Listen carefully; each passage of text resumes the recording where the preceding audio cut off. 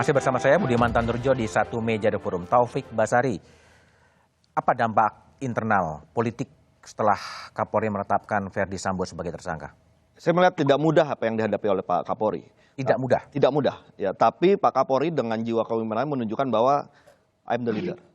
Saya mau memimpin ini, saya bertanggung jawab, saya akan bereskan ini semua. Nah, sehingga dengan jiwa kepemimpinan dari Pak Kapolri membuat halangan-halangan itu secara perlahan berhasil dikendalikan, ya, bahkan ada yang disingkirkan, ya, halangan disingkirkan, ada yang dikendalikan, sehingga saat ini menurut saya peluang bagi Pak Kapolri untuk menata ini kembali, melakukan konsolidasi itu sangat besar, ya, karena jiwa kepemimpinan yang sudah ditunjukkan ini. Apakah mungkin terjadi perlawanan atau serangan balik?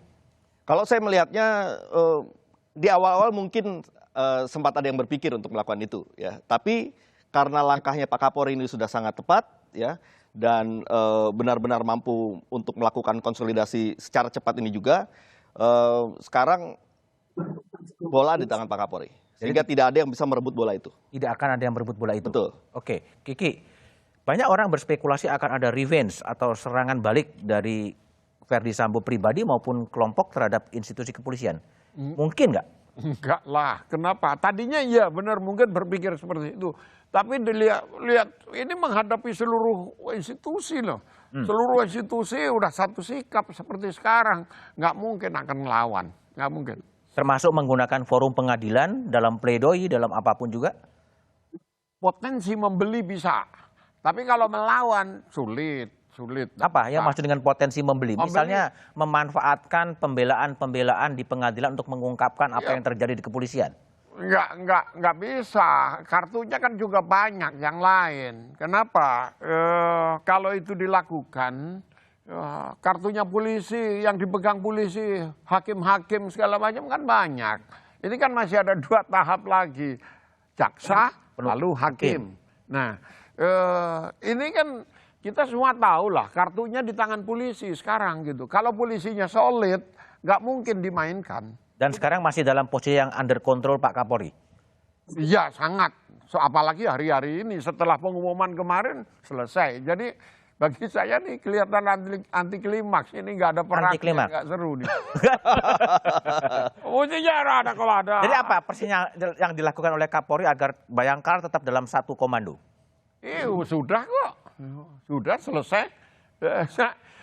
Kalau dari bisik-bisik, dari ngomong-ngomong dari bawah sampai ke atas, semua unexpectable. Jadi orang berpikir tadinya Kapolri ini kan karena pendiam, dia tipikal orang Jawa lah, kayak presidennya gitu, diem aja gitu, dianggap lemah. Tapi begitu dia tak 31 orang ditangkap, nggak mudah loh. Nggak mudah ya? Nggak mudah. Dan itu simbolisasinya waktu konferensi pers didampingi sejumlah jenderal itu ya? Iya, dan ini propam loh. Propam itu simbol dari marwahnya polisi.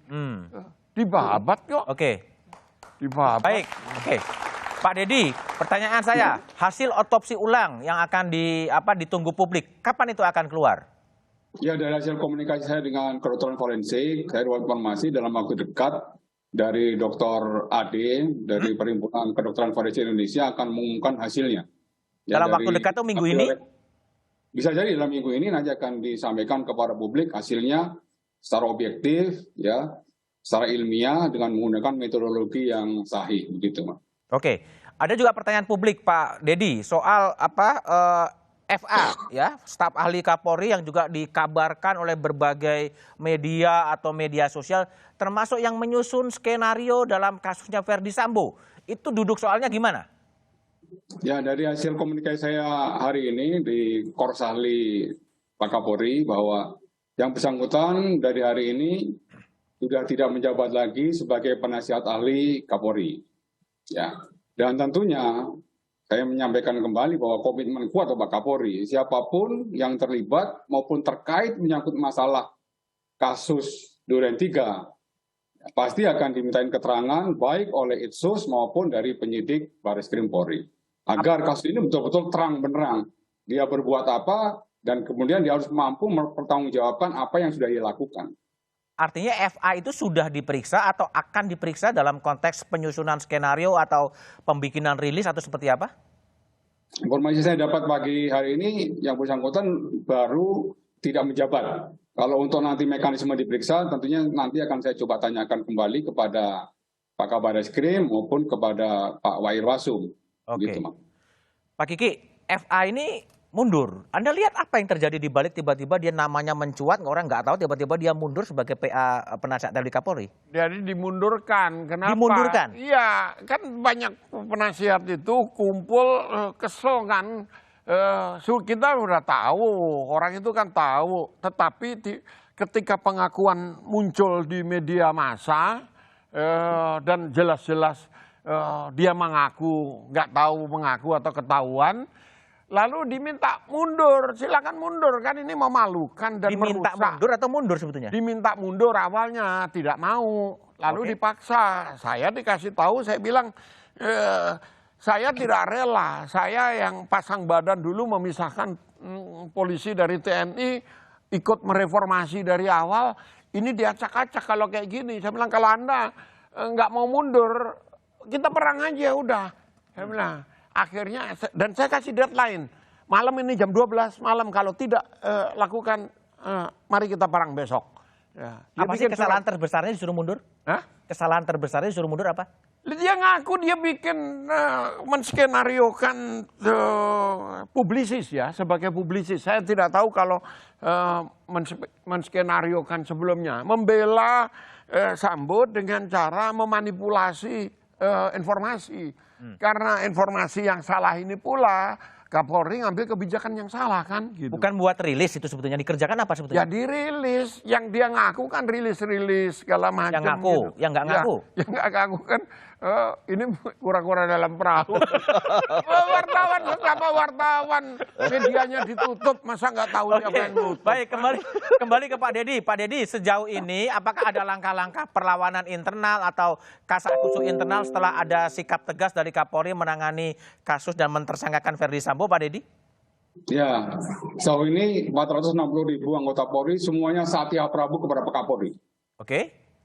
Jadi kita tetap tunduk, taat, dan setia kepada pimpinan kita yang tertinggi, Bapak Kapolri. Artinya solid penuh semuanya under control Pak Kapolri? Ya, semuanya full under control Bapak Kapolri sampai dengan hari ini. Dan ini merupakan komitmen Bapak Kapolri dalam mereka mengevaluasi secara menyeluruh ya dampak daripada kasus ini. Begitu, Mas. Oke, Pak Dedi, kita coba lihat ya bagaimana kepercayaan menurut Litbang Kompas sebetulnya citra kepolisian itu trennya turun. Apa yang akan dikerjakan oleh kepolisian untuk kembali meningkatkan kepercayaan publik pada kepolisian? Ya, tentunya Pak Kapolri memiliki kebijakan presisi, yaitu transformasi. Ada 4 transformasi di sini, transformasi di bidang organisasi, transformasi di bidang operasional, kemudian transformasi di bidang pelayanan publik, dan transformasi di bidang pengawasan. Ini yang nanti dievaluasi secara menyeluruh, dan tentunya langkah-langkah konkret dari mulai tingkat Mabes Polri, Polda, Polres, dan Polsek ini langsung akan diimplementasikan semuanya. Oke, baik. Tobas, Ya. TBR, ini kan tren kepolisian ini memang akhirnya turun ya. Kalau ini tidak tidak juga kemudian sekarang udah ada titik terang meskipun belum terbenderang. Apa yang harus dilakukan oleh kepolisian agar tren ini bisa membalik dan kepercayaan publik bisa diraih? Tapi analisanya setelah jeda berikut ini.